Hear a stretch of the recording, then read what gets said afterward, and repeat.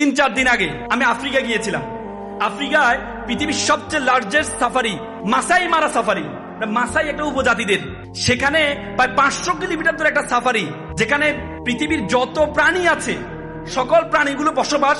Naturally আমরা একটা protected গাড়ি দিয়ে, ল্যান্ড ক্রুজার গাড়ি দিয়ে আমরা এটার ভিতরে গিয়ে তুমি ন্যাচারাল ভাবে দেখতে পারবা বাঘ কি করে, সিংহ কি করে, প্রাণীগুলো কি করে। আমি 2 দিন সেখানে দেখেছিলাম। সেখানে দেখেছি সিংহ, বাঘ। সিংহ যে এলাকায় থাকে ওই এলাকায় আশেপাশে কোনো প্রাণী থাকে না।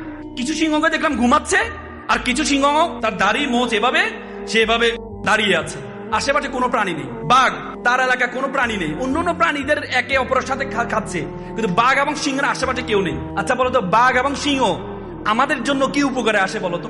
বাঘ সিংহ আমাদের কোন উপকারে আসে? গাধাকে যেভাবে খাটাও, গরুকে যেভাবে খাটাও, বাঘকে দিয়ে তুমি খাটাতে পারবা? কুকুরকে যেভাবে তুমি পাহারা দেওয়ার জন্য রাখো, সিংহকে তুমি পাহারা দিতে রাখতে পারবা? গরুর তুমি দুধ গ্রহণ করো না, কিন্তু তুমি